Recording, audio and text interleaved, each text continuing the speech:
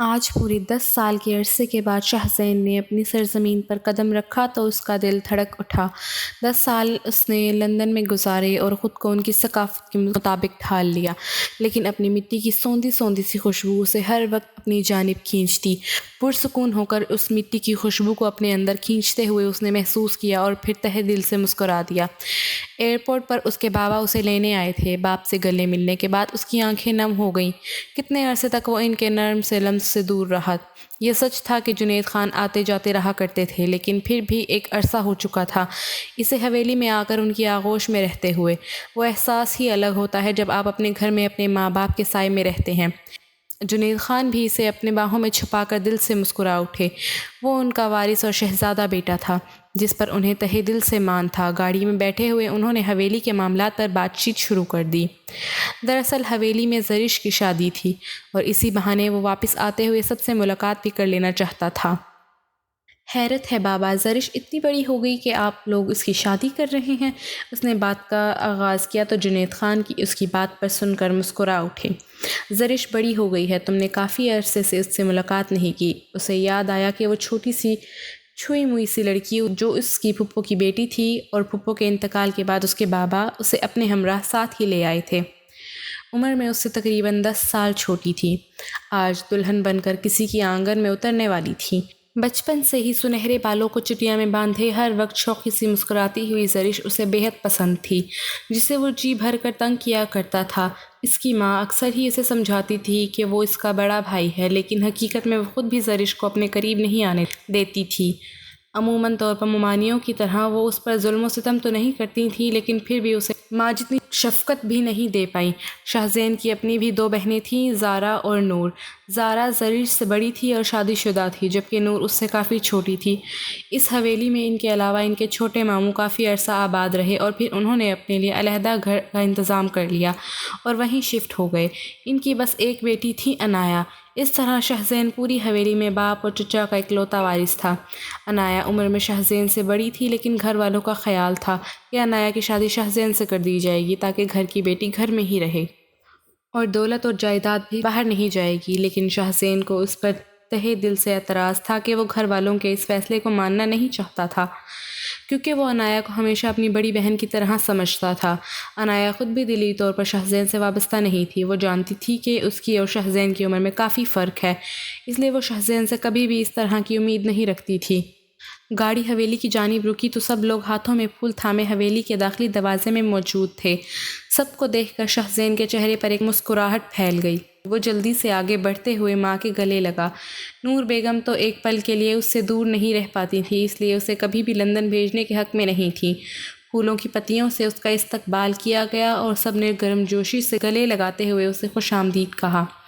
نور تو مکمل طور پر اس پر لپٹ چکی تھی، کیونکہ بچپن سے ہی نور اس کے ساتھ زیادہ منسلک تھی۔ سجی ہوئی حویلی میں بہترین ماحول تھا۔ اس نے ڈھونڈتی ہوئی نگاہوں سے زرش کو ڈھونڈنا چاہا، لیکن شاید وہ اس کے استقبال کے لیے نہیں آئی تھی اور اپنے کمرے میں موجود تھی۔ اس نے نورین بیگم سے پوچھ ہی لیا، مما دلہن کہاں ہے؟ وہ میرے استقبال کے لیے نہیں آئی؟ ہاں، وہ بس ایک رات کی مہمان ہے اور اچھا نہیں لگتا کہ دلہن گھر میں بھاگ دوڑ کرتی رہے۔ تم ایسا کرو کہ خود جا کر اسے کمرے میں مل لو۔ آج ان کی ماں کا موڈ خوشگوار تھا، ایک تو شاہ زین کی آنے کی خوشی اور اس کے علاوہ وہ اچھی طرح جانتی تھی کہ اب زرش ان کے گھر میں بس کچھ ہی وقت کی مہمان ہے، اس لیے وہ کسی بھی برے اخلاق اور بدمزگی سے پرہیز کرتی تھیں۔ ہاں میں سر ہلاتے ہوئے وہ اٹھ کر زرش کے کمرے کی طرف چلا گیا۔ آج بھی زرش کا کمرہ وہی تھا جو اس نے بچپن میں پسند کیا ہوا تھا۔ کمرے میں داخل ہوتے وقت اس نے دروازے پر دستک نہیں دی، بلکہ ہاتھ بڑھا کر اس نے دروازہ کھول دیا۔ شاید لندن کی ثقافت اس پر کچھ زیادہ ہی حاوی ہو چکی تھی۔ جبکہ زرش کو آئینے کے سامنے کھڑا دیکھ کر وہ حیران رہ گیا۔ اس وقت وہ آئینے کے سامنے کھڑی ہوئی اپنی فراک کی ڈوری باندھ رہی تھی۔ اپنی پشت پر ہاتھ ٹکا کر وہ ڈور میں بری طرح الجھی ہوئی تھی۔ اس کا مکمل سراپا مکمل نشیب و فراز کے ساتھ شاہ زین کے سامنے تھا۔ زرش اسے دیکھ کر کپ کپا گئی۔ اس نے جلدی سے ڈور کو چھوڑ دیا، جس کی وجہ سے فراک اس کے کندھوں سے نیچے کی طرف ڈھلک آئی۔ اس نے جلدی سے دوپٹہ اٹھا کر خود پر پھیلا لیا۔ یہ حرکت اسے خاصی ناگوار گزری تھی۔ حقیقت میں وہ اچھی خاصی بوکھلا گئی تھی۔ ارے زرش، تم تو باقاعدہ دلہن بنی ہوئی ہو۔ شاہ زین نے آگے بڑھ کر اس کے ماتھے پر لب رکھے اور اسے دیکھ کر مسکرایا۔ اس وقت اس کا ہاتھ زرش کی کمر پر تھا جب زرش نے بے لحاظی سے ہاتھ اس کے سینے پر رکھتے ہوئے اسے خود سے اچھا خاصا دور دھکیل دیا۔ شاہ زین اس سب کے لیے تیار نہیں تھا، اس لیے وہ دھکیلے جانے کی وجہ سے لڑکھڑا کر زرش سے دور ہو گیا اور پھر حیرت سے اسے دیکھنے لگا۔ لندن میں رہنے کے بعد آپ تمیز اور لحاظ کو شاید بھول چکے ہیں، اس نے شاہ زین کی آنکھوں میں دیکھتے ہوئے اسے جتایا اور ساتھ ہی دوپٹہ خود پر مزید اچھی طرح لپیٹ لیا۔ شاہ زین کی آنکھوں میں حیرت کی جگہ غصے نے لے لی۔ یہ تم کس انداز میں مجھ سے بات کر رہی ہو؟ اسی انداز میں بات کر رہی ہوں جس انداز میں آپ میرے کمرے میں داخل ہوئے ہیں۔ آپ کو دستک دے کر آنا چاہیے تھا۔ اس کی آواز قدرے اونچی ہو چکی تھی۔ اس کی آنکھوں سے غصے کے شعلے پھوٹ رہے تھے اور رنگت بھی سرخ ہو چکی تھی۔ شاہ زین اندازہ نہیں لگا سکتا تھا کہ وہ اس کے ساتھ اس طرح کا رویہ اختیار کرے گی۔ تبھی کمرے کے کھلے دروازے سے اس کی چھوٹی ممانی اور شاہ زین کی چچی اندر داخل ہوئی اور حیرت سے اسے دیکھنے لگی۔ یہ تم کیسے بات کر رہی ہو گھر آئے مہمان سے؟ وہ حیرت سے اسے دیکھ کر پوچھنے لگی۔ چچی یہ میرے کمرے میں آ گئے حالانکہ میں کپڑے تبدیل کر رہی تھی اور پھر آتے ہی مجھے چھونے لگے، اس نے شاہ زیب کی جانب دیکھ کر کہا جب شاہ زین شرمندگی اور غصے سے اسے دیکھنے لگا۔ اسے ہرگز اندازہ نہیں تھا کہ وہ اس قدر جاہلیت کا مظاہرہ کرے گی۔ زارا، نور اور نورین بیگم بھی اسی کمرے میں آ گئی۔ نورین بیگم کو اس کی بات سن کر اچھے خاصے غصے نے گھیر لیا۔ وہ ان کے بیٹے کے حوالے سے کس طرح بات کر رہی تھی حالانکہ ان کا بیٹا نہایت ہی سلجھا ہوا انسان تھا۔ شاہ زین کمرے سے باہر چلا گیا اور بڑوں نے اس معاملے کو دباتے ہوئے خاموشی اختیار کر لی۔ اس وقت زرش بھی اس گھر میں مہمان تھی اور شاہ زین بھی مہمان آیا ہوا تھا، لیکن پھر بھی نورین بیگم کو زرش سے یہ امید نہیں تھی کہ وہ ان کے بیٹے کے حوالے سے اس طرح کی بات کرے گی۔ اس کا نقطہ نظر اگر ٹھیک بھی تھا تو اس کی بات کرنے کا انداز خاصا غلط تھا۔ سب لوگوں کے کمرے میں چلے جانے کے بعد وہ بیڈ پر بیٹھ کر پھوٹ پھوٹ کر روتی۔ ایک تو وہ ہمیشہ کے لیے اس گھر کو چھوڑ کر جا رہی تھی اور دوسری جانب شاہ زین کی واپسی اور پھر اس کے کمرے میں یوں بے دھڑک چلے آنا۔ اس چیز نے اسے انتہائی غصے کرنے پر مجبور کر دیا اور اپنی عادت کے خلاف کچھ زیادہ ہی بول گئی۔ آج بھی چند سال پہلے کا منظر اس کی آنکھوں کے سامنے گھوم گیا۔ جب وہ 8 سال کی تھی، اس کا وجود اس وقت بھی قطرے بھرا بھرا تھا۔ لان میں اس وقت وہ گڑیا کے ساتھ کھیل رہی تھی۔ نور بھی اس کے پاس ہی موجود تھی جب شاہ زین اس کے پاس آیا اور ہاتھ سے گڑیا لے کر دور اچھال دی۔ حالانکہ وہ اس وقت 18 سال کا تھا۔ نور جلدی سے بھاگتے ہوئے گڑیا اٹھانے گئی جب اس نے جھکتے ہوئے زرش کے گال پر چٹکی کاٹ لی۔ وہ صرف 8 سال کی تھی لیکن اسے شاہ زین کی ان حرکتوں سے کوفت محسوس ہوئی۔ یہ ٹھیک تھا کہ وہ کبھی اسے غلط جگہوں پر ٹچ کرنے کی کوشش نہیں کرتا تھا، لیکن پھر بھی عمومی طور پر گھرانوں میں بڑے کزنز کے ٹچ کرنے کو ایک غیر معمولی بات تصور کیا جاتا ہے، حالانکہ یہ چیز ایک لڑکی کو اچھا خاصا جھنجھوڑ سکتی ہے۔ اس روز بھی شام کو وہ بڑے ماموں کے سامنے آ کر شاہ زین کی شکایت لگانے لگی جبکہ وہ دلچسپ نظروں سے اسے دیکھتے ہوئے ہنس دیے۔ آپ تو ہماری براؤن ڈول ہو اور براؤن ڈول سب کو بہت اچھی لگتی ہے۔ انہوں نے اسے پچکارتے ہوئے واپس بھیج دیا، لیکن تب سے شاہ زین کے حوالے سے اس کے اندر عجیب و غریب احساسات پیدا ہو چکے تھے۔ وہ اس کے بعد شاہ زین باہر چلا گیا۔ اسے لگا تھا کہ وہ اب بڑا ہو گیا ہوگا اور اچھا خاصا سدھر چکا ہوگا، لیکن آتے ہی اس کا یہ انداز دیکھ کر زرش کو عجیب و غریب کیفیت نے گھیر لیا۔ زارا اور نور نے اسے رات کے فنکشن کے لیے تیار کر دیا۔ رات کو حویلی کے لان میں ہی اس کا مہندی کا فنکشن رکھا گیا۔ ظہیر اس کا ددیالی رشتہ دار تھا۔ کچھ عرصہ پہلے ظہیر اس کا رشتہ لے کر اس کے گھر میں آیا تو اس کی ممانی نے اس بات پر زور دینا شروع کر دیا کہ وہ اس کے باپ کا بھتیجا ہے اور زرش کا کزن، اسی لیے زرش کے لیے یہ رشتہ مناسب رہے گا۔ وہ تو دل سے چاہتی تھی کہ زرش شادی کے بعد اس گھر سے چلی جائے تاکہ وہ شاہ زین کے حصے میں نہ آئے۔ ظہیر کے ساتھ اس کی پہلی ملاقات کے دوران ہی ظہیر نے اسے بتا دیا کہ وہ ایک آزاد خیال لڑکا ہے۔ اس نے اس پر واضح کرتے ہوئے اسے کہہ دیا کہ میں آپ کو بڑی گاڑیوں میں نہیں گھما سکتا۔ آپ نے ایک شہزادی کی طرح اس گھر میں اچھا وقت گزارا ہے، لیکن میرے پاس آپ کو دینے کے لیے ایسا کچھ بھی نہیں ہے۔ گاڑی نہ صحیح لیکن آپ مجھے بائک پہ ایک محفوظ تحفظ کے ساتھ بٹھا کر آزاد ہواؤں میں تو گھما سکتے ہیں نا، اس نے کہا تو ظہیر محبت سے اسے دیکھنے لگا۔ وہ بس یہاں سے نکل کر اپنی مرضی کی فضاؤں میں سانس لینا چاہتی تھی، چاہے بیش بہا دولت نہ صحیح لیکن وہ عزت پر ہی گزارا کرنے کو تیار تھی۔ ظہیر کے ساتھ اس کا رشتہ طے پا گیا اور اس رات ان دونوں کا مہندی کا فنکشن تھا۔ شاہ زین اپنے دوستوں سے ملاقات کرنے کے لیے چلا گیا۔ اس نے جان بوجھ کر اس فنکشن کو سکپ کر دیا اور وہ ایک بار پھر زرش کا سامنا نہیں کرنا چاہتا تھا۔ اس خیال نے اس کے دل میں زرش کے حوالے سے عجیب و غریب احساسات ڈال دیے کہ وہ ایک احسان فراموش لڑکی ہے۔ اس گھر میں اسے جتنی عزت دی گئی اس کے بدلے اس نے اس گھر کے مکینوں کو کوئی صلہ نہیں دیا۔ مہندی کے فنکشن کے بعد وہ اپنے کمرے میں آ گئی۔ رسموں میں کافی وقت ہو چکا تھا اور اب اسے حقیقت میں تھکاوٹ معلوم ہو رہی تھی۔ زارا اور نور اس کے کمرے میں ہی تھیں۔ ان کے ساتھ اس کی اچھی خاصی دوستی تھی، جبکہ عنایا بھی اسے اپنی چھوٹی بہنوں کی طرح عزیز رکھتی تھی۔ اسے عنایا کے لیے کافی افسوس ہوتا تھا، جسے صرف شاہزین کے لیے بٹھا کر ان کے ساتھ حقیقت میں زیادتی کر رہے ہیں۔ اس میں کوئی شک نہیں تھا کہ عنایا سلجھی ہوئی سمجھدار لڑکی تھی۔ اگلی صبح کا سورج طلوع ہوا تو اس میں مزید ہنگاموں کا اضافہ تھا۔ یہ بارات کا دن تھا اور زرش کا اس حویلی میں آخری دن۔ اسے ناشتے کے بعد پارلر کے لیے بھیج دیا گیا۔ اس کے ساتھ نور بھی گئی۔ انہیں تاکید کر دی گئی کہ تیار ہونے کے بعد وہ کال کر لیں تاکہ ڈرائیور انہیں لینے کے لیے آ جائے۔ وہ دلہن بنی تو اس پر جی بھر کر روپ آیا۔ اس کا سنہرا سا وجود میک اپ کی تراش سے مزید نکھر گیا۔ یہ سچ تھا کہ وہ بے حد خوبصورت تھی۔ اس کے پورے چہرے پر سب سے زیادہ پرکشش اس کی آنکھیں تھیں، خوبصورت بڑی بڑی آنکھیں جن کا رنگ بالکل سنہرا تھا، اور پھر اس کے کمر تک آتے ہوئے لمبے بال جو کسی آبشار کی طرح ہر وقت بکھرنے کو تیار رہتے تھے۔ دلہن بننے کے بعد انہوں نے ڈرائیور کو کال کی اور کچھ دیر کے بعد ڈرائیور پارلر کے دروازے پر موجود تھا۔ وہ واپس آئی تو شاید بارات ابھی تک نہیں آئی تھی، اس لیے وہ سیدھا اپنے کمرے میں آ گئی۔ اس کمرے میں وہ کچھ مزید وقت گزارنا چاہتی تھی۔ اس کا دل حقیقت میں رنجیدہ تھا کہ آج اس کا اس گھر میں آخری دن تھا اور آج کے بعد وہ ہمیشہ کے لیے یہاں سے چلی جائے گی۔ کسی احساس کے تحت اس کی آنکھیں بار بار بھیگ رہی تھیں۔ تبھی اسے دروازے پر غیر معمولی شور سنائی دیا۔ حیرت سے اٹھتے ہوئے وہ دروازے کے قریب آ گئی۔ باہر اس کے ماموں اور ممانیاں موجود تھے، لیکن اس وقت کسی مسئلے پر بحث جاری تھی۔ وہ دروازے کے قریب ہی کھڑی رہی اور اس نے باہر جانا مناسب نہیں سمجھا۔ معاملہ کچھ اس کی رخصتی کے متعلق ہی تھا۔ کافی دیر وہ وہاں بحث کرتے رہے اور پھر آواز آنا مسلسل بند ہو گئی۔ کچھ دیر تک مکمل خاموشی چھا گئی۔ وہ حیران ہو رہی تھی کہ آخر ایک دم سے یہ کیا ہوا۔ اب اس کی رخصتی کو لے کر کسی قسم کا جھگڑا نہیں ہونا چاہیے۔ کافی دیر وہ انتظار میں کھڑی رہی۔ اس کے دل میں عجیب سے وسوسے جنم لے رہے تھے۔ جب تھوڑی دیر کے بعد زارا نے دروازہ کھولا اور کمرے میں آ گئی، اس کے چہرے پر پریشانی چھائی ہوئی تھی۔ کیا ہوا زارا، تم پریشان نظر آ رہی ہو؟ سب خیر تو ہے نا؟ اس کا دل تو پہلے ہی ڈوب کر ابھر رہا تھا۔ زارا نے ایک نظر اس کے سجے ہوئے سراپے کو دیکھا اور پھر اس کے قریب ہی بیڈ پر بیٹھ گئی۔ تم اتنی خاموش کیوں ہو زارا؟ کیا ہوا ہے؟ مجھے بتاؤ۔ اس نے ایک بار پھر پلٹ کر زارا سے پوچھا۔ تمہاری بارات واپس چلی گئی ہے؟ اور وہ وہیں کھڑی رہ گئی۔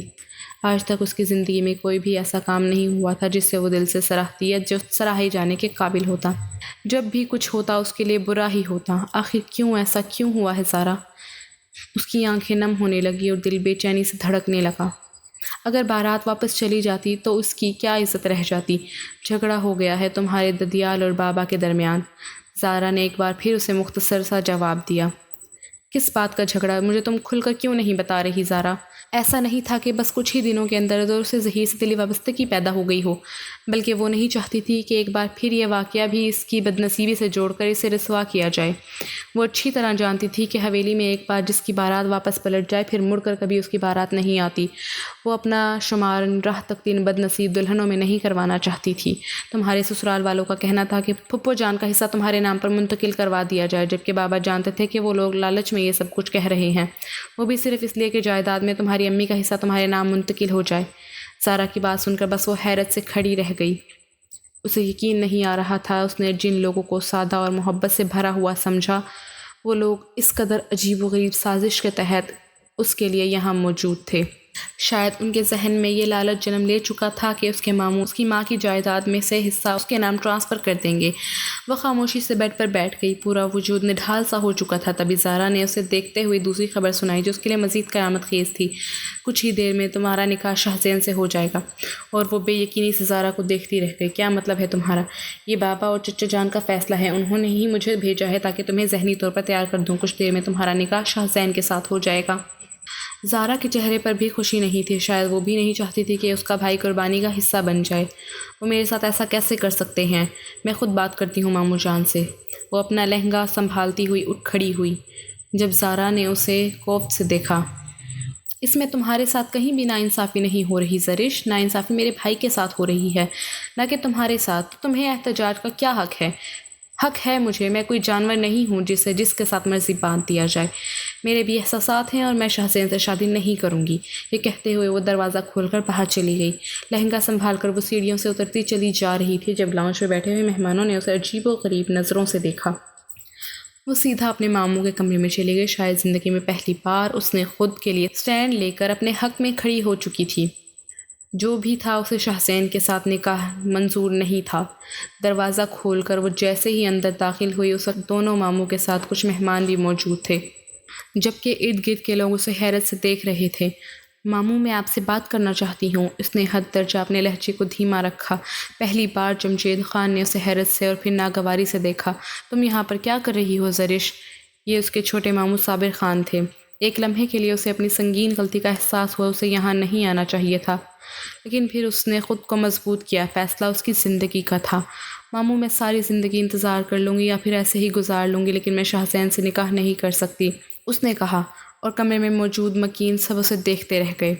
اپنے کمرے میں جاؤ، جمشید خان نے محض عام سے لہجے میں اسے کہا تھا، لیکن ان کے لہجے کی دھمک اور ان کی آنکھوں کی سرخی سے ایسے اندازہ ہو چکا تھا کہ وہ کس قدر سنگین غلطی کر چکی ہے۔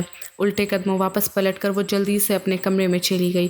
اس کا پورا وجود کپ کپا رہا تھا۔ تھوڑی دیر بعد دروازہ کھلا۔ نورین بیگم کے ساتھ جمشید خان اندر داخل ہوئے۔ یہ تم نے کیا حرکت کی ہے زرش؟ ان کا لہجہ سخت تھا۔ نورین بیگم کڑے تیوروں سے اسے گھور رہی تھی۔ بجائے اس کے کہ تم میرا احسان مانو، ہمارے بیٹے نے تمہاری عزت کی خاطر حامی بھر لی اور تم ہمارے ہی مد مقابل آ کر کھڑی ہو گئی۔ نورین بیگم کا غصہ کسی طور کم نہیں ہو رہا تھا۔ آخر وہی ہوا جس کا انہیں ڈر تھا۔ زرش بری طرح لب کاٹ کر رہ گئی۔ یہ سچ تھا کہ اس کے ماموں نے ساری زندگی اس پر ہاتھ رکھا، اسے یتیمی کا احساس نہیں ہونے دیا۔ کیا کمی ہے یا شاہ زین میں جو تم نے یہ قدم اٹھایا؟ وہ بنا سوچے سمجھے روتے ہوئے اپنے ماموں سے لپٹ گئی۔ اس کے پاس ان کی بات کا جواب نہیں تھا، صرف اور صرف اپنے جذباتی پن کی وجہ سے ان کے مقابل آ کر کھڑی ہو گئی، ورنہ وہ کبھی ایسی ہمت نہیں کر سکتی تھی۔ مجھے پلیز معاف کر دیں ماموں، روتے ہوئے اس کی ہچکی بندھ گئی، اور جمشید صاحب کی یہی کمزوری تھی۔ انہوں نے اس کے سر پر ہاتھ رکھا اور نرمی سے پلٹ گئے۔ کچھ دیر کے بعد اسے باہر لایا گیا اور شاہ زین خان کے ساتھ اس کے نکاح کی شروعات ہوئی۔ اس وقت اس کے دل میں عجیب و غریب وسوسے سر اٹھا رہے تھے۔ وہ یقین بھی نہیں کر سکتی تھی کہ وہ ایک انچاہے وجود کے ساتھ جوڑ دی جائے گی۔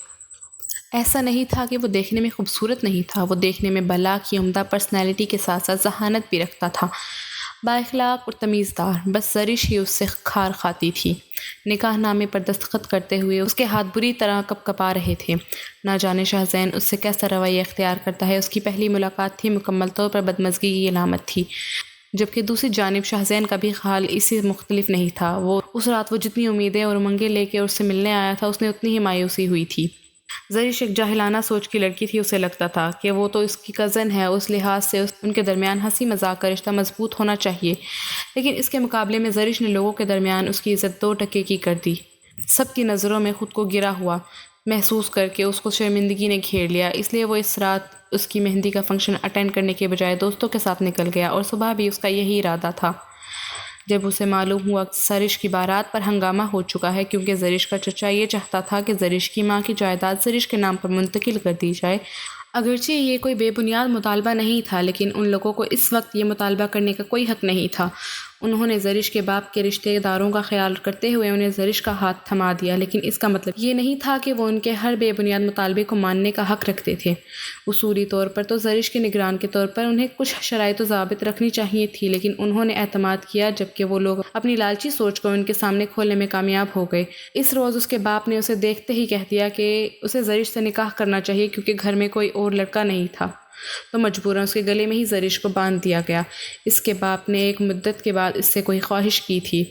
ان کی آنکھوں میں امید کے دیے جل رہے تھے۔ وہ اپنے باپ کی خواہش کو رد نہیں کرنا چاہتا تھا، لیکن اس کے باوجود وہ اس لڑکی کے غلط رویے کو مد نظر رکھ کر فیصلہ کرنا چاہتا تھا۔ نورین بیگم ذرا برابر اس بات کے حق میں نہیں تھی۔ جمشید خان اور صابر خان کے متفقہ رائے کے مطابق شاہ زین کو اس سے نکاح کرنے پر حامی بھرنا پڑی، اور اب نکاح نامے پر سائن کرنے کے بعد وہ لڑکی شرعی طور پر اس کی بیوی بن چکی تھی۔ کچھ دیر رسم و رواج ہوتے رہے، ان دونوں کو ایک ساتھ بٹھایا گیا۔ شاہ زین نے رخ موڑ کر بس ایک ہی بار اس کی جانب دیکھا۔ وہ بلا کی خوبصورت لگ رہی تھی۔ ایسا نہیں تھا کہ اسے خوبصورتیوں سے پالا نہیں پڑا، مغربی خوبصورتیاں اسے ہر وقت اٹریکٹ کرتی تھیں، لیکن اس نے شرم و حیا سے ڈوبی ہوئی ایسی خوبصورتی کو نہیں دیکھا تھا۔ ایسے ہی دلکشی صرف ایشیائی لڑکیوں میں پائی جاتی تھی۔ اپنے جسم کو عیاں ظاہر کرتے ہوئے مردوں کو لبھانے والی خواتین سے اس کا پالا پڑا تھا، لیکن یہ لڑکی ان سب سے الگ تھی۔ لیکن اس وقت اس کے دل میں زرش کے حوالے سے کوئی اچھے جذبات نہیں تھے۔ اس نے نگاہوں کے رخ کو موڑ لیا اور پھر اس نے پلٹ کر بھی اس کی جانب نہیں دیکھا۔ زرش کا حال بھی کچھ ایسا ہی تھا، خود کو اس کے پہلو میں دیکھ کر وہ عجیب سا قفل اپنے لبوں پر لگا کر بیٹھی ہوئی تھی۔ تمام رسومات کو مکمل کرنے کے بعد اسے شاہ زین کے کمرے میں منتقل کر دیا گیا۔ کافی دیر وہ بس خاموشی سے اپنے رنگیلے ہاتھوں کو گھورتی رہی۔ اس کے حنائی ہاتھوں میں ظہیر کا نام لکھا ہوا تھا۔ اس کا دل چاہ رہا تھا وہ اپنے ہاتھ سے اس نام کو نوچ کر پھینک دے۔ لالچی انسان جو ابھی اس کی عزت نہیں کر پایا، نہ جانے اس کے ساتھ رشتے میں منسلک ہونے کے بعد کیا کرتا۔ لیکن جس شخص کے ساتھ وہ اس وقت منسلک تھی، اس نے بھی اسے کوئی نیک امید نہیں دی تھی۔ تبھی کمرے کا دروازہ کھلا اور عنایا اندر داخل ہوئی۔ عنایا کو دیکھ کر اس کے چہرے پر ایک افسردہ سی مسکراہٹ پھیل گئی۔ اسے ہر وقت یہی بتایا جاتا تھا کہ عنایا ہی شاہ زین کی دلہن بنے گی، لیکن شاہ زین کے حوالے سے عنایا کے چہرے پر کبھی اس نے بکھرتے ہوئے رنگوں کو نہیں دیکھا۔ عنایا قدم قدم چلتی اس کے قریب آ گئی اور پھر اس کے سامنے ہی براجمان ہو گئی۔ اس کی شاندار پرسنالٹی کے آگے ہمیشہ زرش کو اپنا آپ کا محسوس ہوتا۔ عنایا کے چہرے پر ہر وقت نرم اور خلوص سے بھری ہوئی مسکراہٹ چھائی رہتی۔ زندگی کی نئی شروعات بہت مبارک ہو پیاری لڑکی، عنایا نے مسکراتے ہوئے کہا تو زرش کی آنکھوں میں آنسو جگمگانے لگے۔ آپی، اس سے آگے وہ کچھ کہہ ہی نہیں پائی۔ آنسو اس کی آنکھوں سے لڑک کر اس کے رخساروں پر بہہ نکلے۔ یہ زندگی ہے، انسان کو کہیں انچاہے رشتوں سے منسلک کر دیتی ہے تو کہیں ساری زندگی انتظار کے ڈور ہاتھوں میں تھما کر بٹھا دیتی ہے۔ وہ انہیں سمجھانے لگی اور وہ انہماک سے سنتی رہی۔ میں نے شاہ زین کو اپنے ہم سفر کے طور پر کبھی نہیں سوچا تھا۔ ضروری تو نہیں کہ سب کچھ تمہاری سوچ سے متعلق ہی ہو، کچھ فیصلے تقدیر کے منتظر ہوتے ہیں اور وہ کاتب تقدیر ہی لکھتا ہے۔ شاہ زیب تمہارا مقدر تھا، اسے اپنا بنانے کی کوشش کرو۔ مشرقی لڑکیوں میں اس بات کو گھٹی کے طور پر شامل کیا جاتا ہے کہ وہ ہمیشہ اپنے شوہر کی وفاداری کریں گی۔ اسے عجیب و غریب احساسات گھیر رہے تھے۔ شاہ زین اس کا شوہر تھا، اس سوچ نے اس پر عجیب و غریب طریقے سے حملہ کیا۔ آپی، لیکن شاہ زین مجھ سے نفرت، عنایا نے اس بات کے درمیان ہی کاٹ دی۔ اگر وہ تم سے نفرت کرتا تو وہ کبھی بھی تم سے نکاح کے لیے تیار نہیں ہوتا۔ مرد کبھی بھی اس عورت کو نہیں اپناتا جس سے وہ نفرت کرتا ہے، اور آج کے بعد اپنی زبان پہ یہ لفظ مت لے کر آنا۔ خدا نہ کرے وہ کبھی تمہاری نفرت میں پڑ جائے۔ اسے محبت کی طرف قائل کرو اور مجھے امید ہے تم کر لو گی۔ وہ تسلی سے اسے دیکھتے ہوئے اٹھ کر کھڑی ہو گئی۔ انہیں زرش ہمیشہ ہی اپنی چھوٹی بہن کی طرح لگتی تھی۔ وہ نہیں چاہتی تھی کہ زرش کبھی بھی اپنی زندگی میں کسی طرح کے غلط فیصلہ کرے جس کے بعد اسے پچھتاوا گھیر لے۔ انہیں دیکھتے ہوئے زرش تسلی سے مسکرا دی۔ اس کے دل کا غبار چھٹ چکا تھا۔ عنایا چلی گئی اور وہ انہی سوچوں میں گم رہی۔ شاہ زینب اس کا شوہر تھا، بھلے ہی پہلے اس کے احساسات سے وہ خود کو نامحفوظ تصور کرتی تھی، لیکن اب بات اور تھی۔ اب وہ اس پر شرعی طور پر حقدار تھا اور اس نے ساری زندگی خود کو اس سے منسلک رکھنے کے بعد اس قرض کو چکانا تھا۔ تھوڑی دیر گزری جب کمرے کا دروازہ کھلا اور شاہ زین اندر داخل ہوا۔ اس کا لباس بالکل دلہوں والا نہیں تھا۔ زرش کو ایک بار پھر دکھ ہوا۔ ہو سکتا ہے کہ وہ قربانی کے طور پر استعمال ہو چکا ہو، ورنہ وہ تو بس شادی اٹینڈ کرنے کے ارادے سے آیا تھا۔ شاہ زین قدم قدم چلتا اس کے قریب آ گیا۔ مجھے لگا تھا تم ابھی تک 7 پردوں میں چھپ کر سو چکی ہوگی۔ شاہ زین اسے دیکھتے ہوئے گہرا طنز کیا۔ ایک پل کے لیے وہ اس طنز پر سہم سی گئی اور پھر پلکیں اٹھا کر اسے دیکھنے لگی۔ میں یہاں اپنے شوہر کا انتظار کر رہی ہوں تاکہ زندگی کی ایک خوبصورت رات کی شروعات ہو سکے۔ اسے نہیں معلوم تھا کہ اس نے کتنی ہمت سے یہ فقرہ ادا کیا، جبکہ وہ بھی اسے دلچسپی سے دیکھنے لگا۔ صرف ایک پل کے لیے اس نے دلچسپی سے دیکھا اور پھر اس کی نظروں میں طنز اتر آیا۔ سوچ لو، ہراسمنٹ میں مجھے اندر نہ کروا دینا۔ اب وہ باقاعدہ طور پر اس کی جانب جھکا تھا، جبکہ زرش نے مسکرا کر پلکیں جھکا لی۔ اب آپ میرے شوہر ہیں اور شرعی طور پر مجھ پر حق رکھتے ہیں، اتنا تو جانتی ہوں میں۔ اس کا لہجہ بے حد دھیما تھا۔ وہ کافی دیر اسے دیکھتا رہا اور پھر قہقہ لگا کر ہنس پڑا۔ اسے یوں ہنستے دیکھ کر زرش کو یوں محسوس ہوا جیسے وہ اس کا مذاق اڑا رہا ہو۔ کچھ دیر بعد وہ ہنستے ہنستے سیریس ہو گیا۔ اٹھ کر کپڑے چینج کر لو اور آ کر سو جاؤ، صبح مجھے واپسی کے لیے نکلنا ہے تو آرام کرنا چاہتا ہوں۔ اس وقت اس کے چہرے پر مکمل سنجیدگی چھائی ہوئی تھی۔ زرش کا دل ڈوب سا گیا۔ وہ اس کے ساتھ صرف کاغذی رشتہ رکھنا چاہتا تھا، یعنی زرش اس کے لیے کوئی معنی نہیں رکھتی۔ کیا وہ بس ایک رات کے لیے دلہن بنی ہے اور صبح اس سے انتظار کی سولی پر لٹک جانا ہے؟ نہ جانے اس کی بار وہ جائے تو کب تک واپس لوٹے۔ یہ سوچتے ہوئے ایک بار پھر غمزدہ ہو گئی۔ کچھ دیر بعد وہ اٹھی، لہنگا سنبھالتے ہوئے چینج کرنے کے لیے چلی گئی۔ کچھ دیر بعد اس نے اپنا لباس تبدیل کیا اور اپنا سارا میک اپ اتار دیا۔ وہ جو سونے کی کوشش میں مشغول تھا، اس نے پلکیں کھول کر اسے آئینے کے سامنے کھڑا دیکھا۔ اپنی جیولری کو اتار کر وہ اپنے بالوں سے پن نکال رہی تھی۔ اس کے الجھے ہوئے بال اسے کوفت زدہ کر رہے تھے۔ کافی دیر وہ ان میں الجھی رہی اور وہ اسے دلچسپی سے دیکھتا رہا اور پھر آنکھوں کو موند لیا۔ اسے کوئی ضرورت نہیں تھی اس لڑکی سے کسی قسم کی امید وابستہ کرنے کی۔ وہ اپنی اس روز کی شرمندگی کو بھولا نہیں تھا۔ یہ وہ لڑکیاں ہوتی ہیں جو بظاہر توجہ حاصل کرنے کے لیے ایسے ناٹک کرتی ہیں، جبکہ ان کے ڈرامے بازی میں کسی کی بری طرح اچھل جاتی ہے۔ نیند میں ڈوبنے سے پہلے اس کے ذہن میں یہی خیال سوجھا اور پھر کمرے میں اس کی بھاری سانسیں گونجنے لگی۔ زرش فری ہونے کے بعد کافی دیر اسے دیکھتی رہی اور پھر سونے کے لیے لیٹ گئی۔ نئی جگہ اور نئے کمرے میں کافی دیر اسے نیند نہیں آئی اور پھر آہستہ آہستہ وہ بھی نیند کی وادیوں میں اتر گئی۔ صبح ایک بار پھر ہنگامہ خیز تھی۔ پوری حویلی میں اس کے جانے کی تیاریاں ہو رہی تھیں۔ نورین بیگم کا ایک بار پھر دل ڈوبا جا رہا تھا، لیکن اس بار اس حویلی میں واحد خاتون نہیں تھی جن کا دل اس کے جانے کی خبر سے ڈوب رہا تھا۔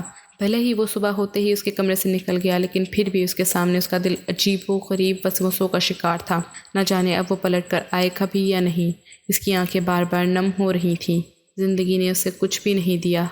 سب سے پہلے اس سے ماں باپ چھین لیے، کوئی ساتھ میں بہن بھائی بھی نہیں تھا، بس اکیلی۔ اور پھر اس کے بعد وہ شخص جو اس کی زندگی میں آیا وہ بھی اس سے بدگمان ہو کر ہمیشہ کے لیے جا رہا تھا۔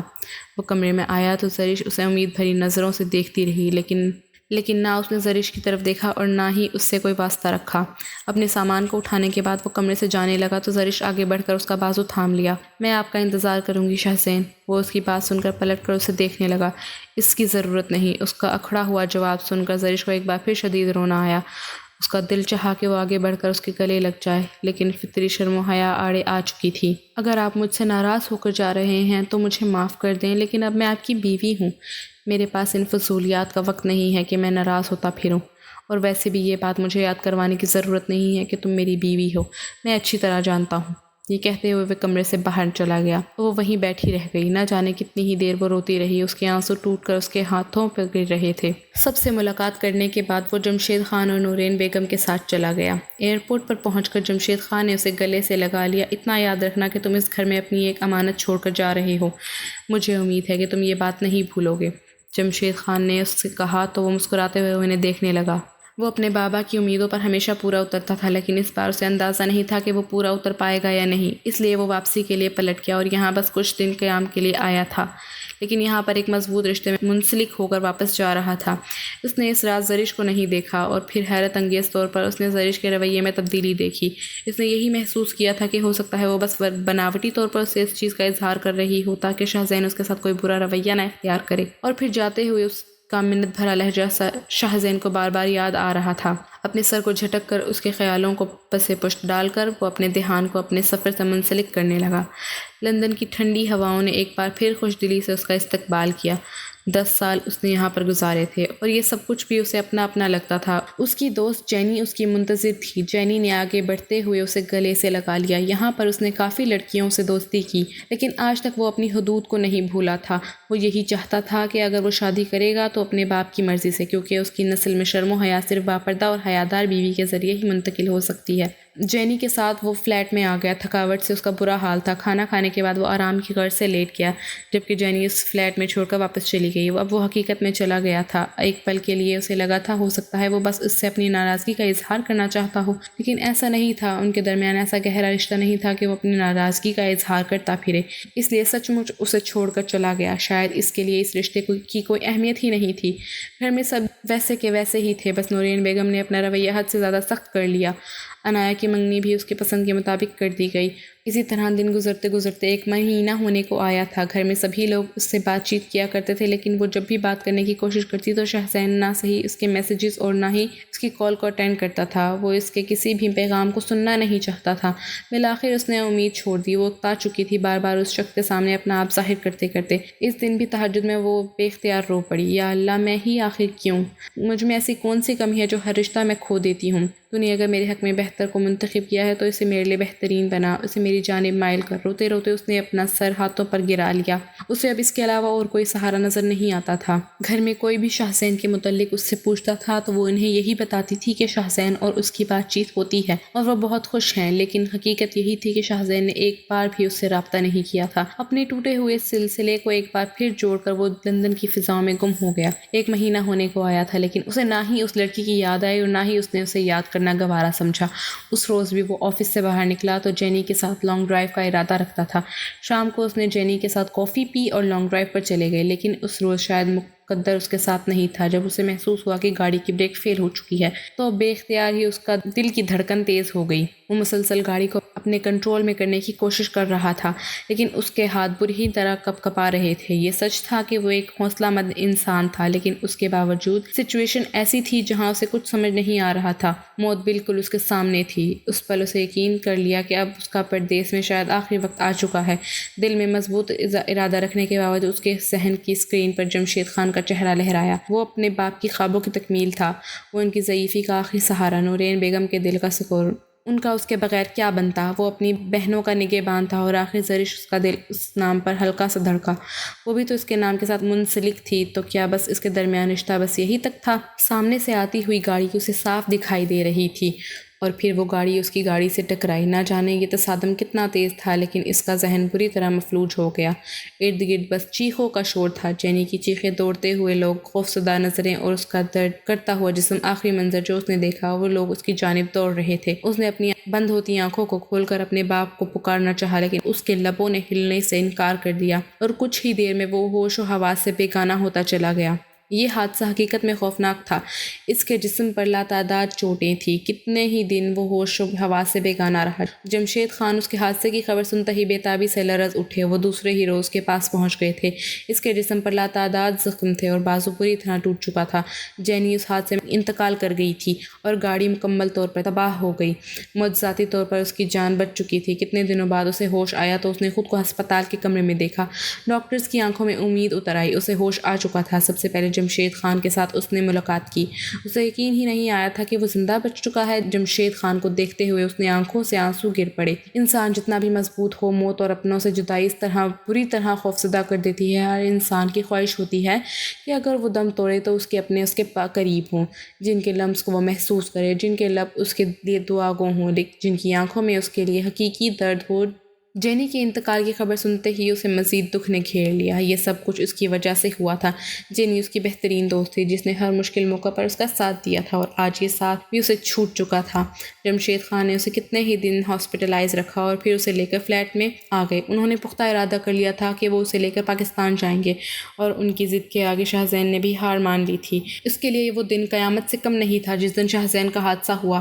گھر میں یہ خبر کسی کو حرام کی طرح پھیل چکی تھی۔ شاہ زین کا بری طرح ایکسیڈنٹ ہو گیا اور وہ اس خبر کو سنتے ہی لرز اٹھی۔ کیا اس کی زندگی میں خوشیوں کا عمل دخل بس اتنا ہی تھا؟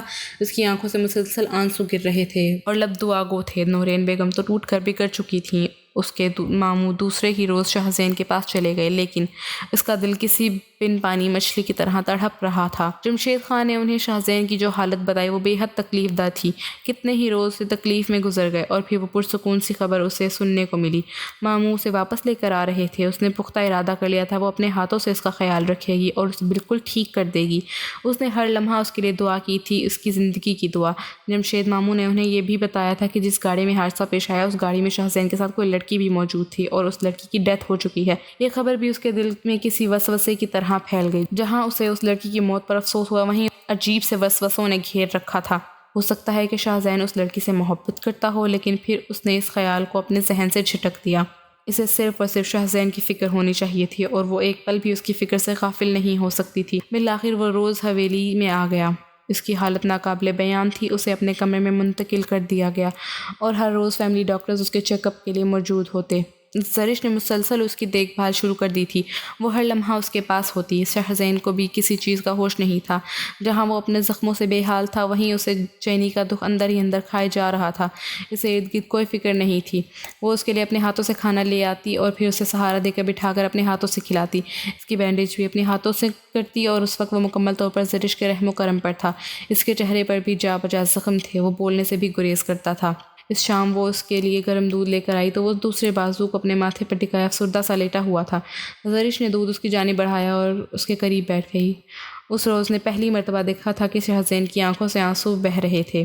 اسے یہ دیکھ کر شدید حیرت تھی کہ ساتھ ساتھ افسوس بھی ہوا تھا کہ اس نے آگے بڑھ کر نرمی سے اس کی انگلی کے پوروں سے اس کے آنسو کو صاف کیا۔ آپ اس قدر افسردہ کیوں ہیں؟ بالآخر اس روز اس نے پوچھ ہی لیا، جبکہ شاہ زین نے بس ایک نظر اسے دیکھا اور پھر خاموش ہو گیا۔ زرش کے دل میں ہوک سی اٹھی۔ کیا وہ اس سے ابھی تک ناراض تھا؟ اسے سمجھ ہی نہیں آئی۔ کچھ دیر بعد اس نے اٹھنے کی کوشش کی تو زرش نے آگے بڑھتے ہوئے اسے سہارا دیا اور بیٹھ کر اس کے ساتھ ٹیک لگواتے ہوئے اسے بٹھا دیا۔ دودھ کا گرم گلاس اٹھا کر اس کے لبوں سے لگایا جسے وہ گھونٹ گھونٹ پی رہا تھا۔ تھوڑی دیر بعد اس نے ہاتھ بڑھاتے ہوئے گلاس سائڈ پر رکھنے کا اشارہ کیا۔ زرش نے گلاس سائڈ ٹیبل پر رکھ دیا اور پھر اس کے قریب ہی بیٹھ گئی۔ 5 سال میں اور جینی ایک ساتھ رہے۔ یہ سچ تھا کہ وہ ایک عورت تھی، لیکن میرے لیے وہ اس سے کہیں بڑھ کر تھی۔ شاہزین نے اپنی بات کا آغاز کیا تو زرش حیرت سے اسے دیکھتی رہی۔ وہ ایسا سہارا تھی جس نے کبھی مجھے مشکلات کا سامنا نہیں کرنے دیا۔ اگر پردیس میں کسی اپنے کی کمی محسوس کرتا تھا وہ میری ہر کمی کو پورا کرتی۔ ہمیشہ ایک بہترین دوست کی طرح وہ میرے ساتھ کھڑی رہی۔ جینی کو یاد کرتے ہوئے اس وقت اس کی آنکھوں میں جو دکھ تھا وہ زرش سے پوشیدہ نہیں تھا۔ جینی کے ساتھ سب کچھ ادھورا رہ گیا۔ اس کے خواب، اس کے خیالات، کاش اس روز میں ضد نہ کرتا۔ زرش نے ہاتھ بڑھاتے ہوئے اس کے ہاتھوں پر ہاتھ رکھ لیا۔ جینی آپ سے بالکل دور نہیں ہے۔ ہم سے بچھڑے ہوئے لوگ ہمارے دلوں میں ہمیشہ زندہ رہ جاتے ہیں۔ وہ آپ کے ہر احساس میں زندہ ہے، آپ کی ہر یاد میں زندہ ہے۔ وہ تسلی دیتی ہوئی آنکھوں سے اسے دیکھ کر اسے مطمئن کر رہی تھی۔ پھر ایسا ہی سلسلہ چل نکلا۔ وہ اپنے ہر دکھ کا اظہار اس کے سامنے کرتا اور وہ اسے تسلی دیتی۔ اس کی باتوں سے اسے معلوم ہو چکا تھا کہ جینی اس کی بہترین دوست تھی، جسے شاید وہ بے حد پسند کرتا تھا، صرف اور صرف ایک دوست کی حیثیت سے۔ وہ آج بھی اس کی یادوں میں زندہ تھی۔ جینی اور روہن ایک دوسرے کو پسند کرتے تھے اور کچھ ہی عرصے بعد ان دونوں کی شادی تھی۔ جینی کے متعلق جان کر اسے بھی افسوس نے گھیر لیا۔ ان کے درمیان آہستہ آہستہ دوستی کا سلسلہ چل نکلا۔ اب وہ شاہزین سے اپنے احساسات شیئر کرتی۔ ابھی وہ مکمل طور پر صحت یاب نہیں ہو رہا تھا، لیکن پھر بھی زرش اسے اپنے سہارے پر لے کر چلنے کی کوشش کرتی۔ اس نے اس کی خدمت کرتے ہوئے کبھی بھی آر محسوس نہیں کی۔ وہ اپنے ہاتھوں سے اس کے کپڑے بدل دیا کرتی تھی، اسے دوا دیتی تھی اور پوری رات بھی اسے سنا کرتی تھی۔ اس کے درد پر ایک پل سے پہلے وہ شاہزین کے پاس پہنچ جاتی تھی اور اس وقت اسے احساس ہوا تھا کہ وہ بالکل ایسی بیوی تو چاہتا تھا جو اس کا حد سے زیادہ خیال رکھے۔ آہستہ آہستہ ماضی کے سارے دکھ فراموش ہوتے جا رہے تھے۔ زرش خود کو اس کی محبت میں گھرا ہوا محسوس کرنے لگی۔ اسے احساس ہونے لگا کہ شاہزین سے بڑھ کر اس کے لیے عمدہ انتخاب کوئی نہیں ہو سکتا۔ اس شام بھی اس کے سامنے آ کر بیٹھی تو شاہزین نے مسکراتے ہوئے اسے دیکھا۔ بازو کے درد سے ہٹ کر اب اس کے جسم کے سارے زخم مندمل ہو چکے تھے۔ اب وہ آہستہ آہستہ خود چل پھر لیا کرتا تھا۔ وہ اپنے کام بھی خود ہی کر لیا کرتا تھا، لیکن ابھی بھی زرش ہر وقت اسے میسر رہتی تھی۔ ان دونوں کے درمیان دوستی کا خوبصورت آغاز ہو چکا تھا۔ کبھی تم نے محسوس کیا ہے کہ جب میں یہاں سے چلا جاؤں گا تو پھر مجھے مس کرو گی؟ شاہزین نے اسے پوچھا تو زرش کی آنکھوں میں اداسی اتر آئی۔ وہ حیرت سے اسے دیکھنے لگی۔ کیا مطلب؟ اب ٹھیک ہونے کے بعد دوبارہ یہاں سے چلے جائیں گے آپ؟ اس نے حیرت سے شاہزین کو دیکھتے ہوئے پوچھا۔ تو اس نے اس بات پر سر ہلا دیا۔ ظاہر سی بات ہے، میرا تمام سیٹ اپ وہیں ہے تو مجھے وہاں واپس جانا پڑے گا۔ اس کی بات سن کر زرش کی آنکھوں میں اداسی اتر آئی۔ نہیں، میں آپ کا انتظار کروں گی۔ اس نے اس وقت خود کو مضبوط ظاہر کرنے کی بھرپور کوشش کی تھی۔ یعنی تم مجھے مس نہیں کرو گی، بس میرا انتظار کرو گی، ہے نا؟ شاہزین نے سنجیدہ لہجے میں اس کی جانب دیکھتے ہوئے پوچھا۔ آپ کو لگتا ہے کہ انتظار ان لوگوں کا کیا جاتا ہے جو اہم نہیں ہوتے، لیکن مجھے لگتا ہے کہ انتظار ان لوگوں کا کیا جاتا ہے جن سے آپ کی سانس کی ڈور منسلک ہوتی ہے۔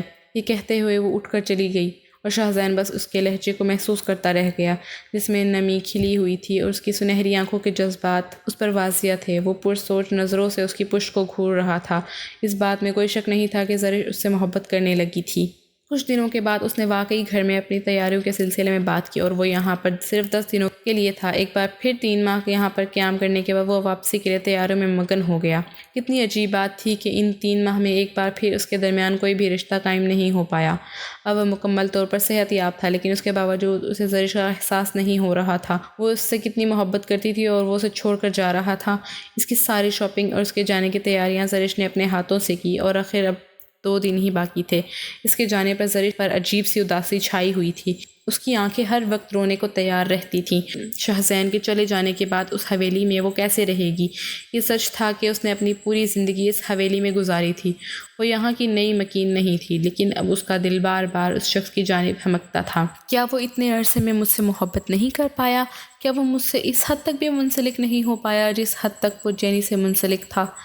اس کا پورا دن خود سے سوال و جواب میں گزر جاتا، لیکن وہ کوئی بدمزگی پیدا نہیں کرنا چاہتی تھی اور نہ ہی شاہ زین کو پریشان کرنا چاہتی تھی، اس لیے ہر بار خاموشی اختیار کر لیتی۔ بالآخر وہ رات بھی آ گئی جس رات وہ آخری بار اس کے کمرے میں رک رہا تھا، اور پھر صبح اسے چلے جانا تھا۔ صبح اسے فجر کے بعد ہی نکلنا تھا، اس لیے اس نے شام ہی سب سے ملاقات کر لی اور کمرے میں آ گیا۔ میرے سامان کو اچھی طرح دیکھ لو، کسی چیز کی کمی نہیں ہونی چاہیے پلیز، اس نے زرش کی جانب دیکھتے ہوئے سنجیدہ لہجے میں کہا اور بیڈ پر بیٹھ گیا۔ زرش نے ایک بار پلکیں اٹھا کر اس شخص کو دیکھا جو اپنی زندگی کی اہم ترین چیزیں ہی چھوڑ کر جا رہا تھا اور اسے تلقین کرتا تھا کہ اس کی کوئی چیز چھوٹی نہیں چاہیے۔ کیسا شخص تھا وہ؟ احساس سے عاری بڑبڑاتے ہوئے وہ ایک بار پھر اس کے سارے سامان کو دیکھ رہی تھی اور پھر کمرے سے باہر چلی گئی۔ بار بار اس کی آنکھیں بھیگ رہی تھیں۔ کچن میں جا کر اس نے چائے بنائی اور پھر اسے لے کر کمرے میں آ گئی۔ اس وقت تک ان دونوں کی عادت بن چکی تھی مل کر چائے پینے کی، نہ جانے کل جب وہ نہیں ہوگا تو وہ کیسے اکیلے چائے پیے گی۔ چہرے پر افسردگی سجائے وہ یہی سوچ رہی تھی، کیا بات ہے محترمہ، یوں محسوس ہو رہا ہے جیسے آپ میرے جانے پر افسردہ ہیں، اس نے شوخی بھرے لہجے میں پوچھا تو زرش نے تھکی نظروں سے اسے دیکھا۔ مجھے کیا پڑی ہے آپ کے لیے افسردہ ہونے کی، میری بلا سے کبھی واپس نہ آئیں، یہ کہتے ہوئے اس کی آنکھوں سے آنسو گر پڑے۔ شاہ زین نے مسکراتے ہوئے اسے دیکھا، ابھی تو میں گیا ہی نہیں ہوں اور تم رو رہی ہو، جب کبھی واپس نہیں آؤں گا تو تمہارا کیا بنے گا؟ آپ کو بے فکر ہو کر چلے جانا چاہیے، آپ کے لیے آپ کا کیریئر زیادہ امپورٹنٹ ہے، میں نے پہلے بھی ساری زندگی کئی رشتوں کے بغیر گزاری ہے، یہ بھی گزار لوں گی۔ شاہ زین نے دلچسپ نظروں سے اسے دیکھا اور پھر بازو سے تھامتے ہوئے اسے اپنے قریب کر لیا۔ وہ اسے اتنا قریب تھی کہ اس کی سانسیں شاہ زین کے چہرے پر پڑ رہی تھیں۔ شاہ زین نے اسے مکمل طور پر خود پر گرا لیا اور اس کی کمر پر ہاتھ رکھتے ہوئے اسے خود میں مکید کر لیا۔ اظہار کرنے میں کیا حرج محترمہ، کہہ دیجیے کہ آپ میرے بغیر ایک پل نہیں رہ سکتی، میرے کہنے سے فرق نہیں پڑے گا جب آپ کو میری حالت دیکھ کر اندازہ نہیں ہو رہا۔ رو رو کر اس نے اپنی آنکھوں کو سرخ کر لیا تھا، ننھی سی ناک بھی مکمل سرخ ہو چکی تھی۔ اس نے کسمسا کر اس کی قید سے نکلنا چاہا، لیکن مقابل نے اس کو کوشش کو ناکام بناتے ہوئے اس کے لبوں پر اپنے لب رکھ دیے۔ آج وہ اسے خود میں سمونا چاہتا تھا، اسے اپنے قریب کرتے ہوئے اپنے رشتے کی مضبوطی کو اس پر واضح کرنا چاہتا تھا، لیکن وہ مزاحمت کر رہی تھی۔ وہ اس سے ناراضگی کا اظہار کے طور پر دور جانا چاہتی تھی۔ مجھے چھوڑ دیں، مجھے آپ کے قریب نہیں رہنا۔ خبردار، شاہ زین نے ہاتھ بڑھا کر اس کے نازک لبوں پر اپنی انگلی رکھ دی، اگر مجھ سے دور جانے کی بات بھی کی تو میں تمہارا گلا دبا دوں گا۔ زرش سمجھ ہی نہیں پائی کیسا شخص تھا وہ جو اسے خود سے قریب نہیں جانے دے رہا تھا، لیکن خود اسے صدیوں کی مسافت پر جا رہا تھا۔ مجھے کوئی ضرورت نہیں ہے آپ سے منسلک ہو کر اپنی عادتیں بگاڑنے کی، عادتوں کو آپ میرے معیار پر رکھنا پڑے گا میری محترمہ۔ ایک بار پھر وہ اس کے کان کے قریب سرگوشی کرنے لگا، جبکہ شاہ زین کی گرم سانسیں اپنی گردن پہ محسوس کرتے ہوئے وہ مزید سمٹ گئی۔ اس کا دل اتنی زور سے دھڑک رہا تھا گویا پسلیاں توڑ کر باہر آنا چاہتا ہو۔ جذبات اس کے چہرے پر رنگوں کی طرح بکھر گئے۔ شاہ زین اسے خود میں سمیٹنے لگا اور وہ سمٹنے لگی۔ وہ آج ساری حدود کو مٹا دینا چاہتا تھا، وہ اس مکمل بے بس کر چکا تھا، جبکہ زرش نے مکمل طور پر مزاحمت ختم کر دی۔ وہ رات ان دونوں کے درمیان اس قدر حسین تھی کہ اسے اندازہ ہو گیا تھا کہ آنے والی زندگی میں وہ شخص اس ایک پھول کی مانند ہی رکھے گا جس کی خوشبو ایک مہک کو وہ تاعمر اپنے دامن میں مہکتا ہوا محسوس کرے۔ صبح فجر کے بعد اس نے زرش کو خود ہی اٹھایا، جبکہ وہ تو بے خبر سو رہی تھی۔ ایسے ہی سوئے سوئے الوداع کرنا ہے مجھے، اور اس کے بعد سن کر وہ ایک دم سے اٹھ بیٹھی۔ اس کا دل دھڑک اٹھا، وہ کیسے سو گئی، حالانکہ وہ تو رات گئے اس سے باتیں کرنا چاہتی تھی۔ جلدی سے فریش ہو کر آ جاؤ، شاہ زین نے حکم دیا تو وہ اٹھ کر فریش ہونے چلی گئی۔ واپس آئی تو دونوں نے مل کر نماز فجر ادا کی۔ شاہ زین نے نماز پڑھنے کے بعد دعا مانگی اور پھر اس کا رخ اپنی جانب موڑتے ہوئے اس کے چہرے پر پھونک مار دی۔ آپ مجھ سے دور جا رہے ہیں، اس لیے آپ کو خدا کی نگہبانی پر سونپنا میرا کام ہے۔ تمہیں لگتا ہے کہ میں تم سے دور چلا جاؤں گا؟ زرش نے ناسمجھی سے اس کی جانب دیکھا۔ پاگل لڑکی، تمہیں ابھی تک میرے جذبات کا اندازہ نہیں ہوا؟ میں نہیں بلکہ ہم جا رہے ہیں، میں تمہیں بھی ساتھ لے کر جا رہا ہوں۔ وہ اسے دلکشی سے دیکھ رہا تھا، وہ بولنے کے قابل ہی نہیں تھی۔ کتنی دیر وہ بے یقینی سے اسے دیکھتی رہی اور پھر نم آنکھوں سے اس کے کندھوں پر سر رکھ دیا۔ شاہ زین اس کی کیفیت کو سمجھتے ہوئے مسکرا دیا۔ اسے اب اندازہ ہو چکا تھا، جہاں زرش اس کے بغیر نہیں رہ سکتی وہیں وہ بھی زرش کے بغیر رہنے کا تصور نہیں کر سکتا۔ نورین بیگم اور جمشید صاحب کے ساتھ مل کر اس نے یہ پلان ترتیب دیا۔ نورین بیگم نے خود اس کی ساری شاپنگ اور پیکنگ کی۔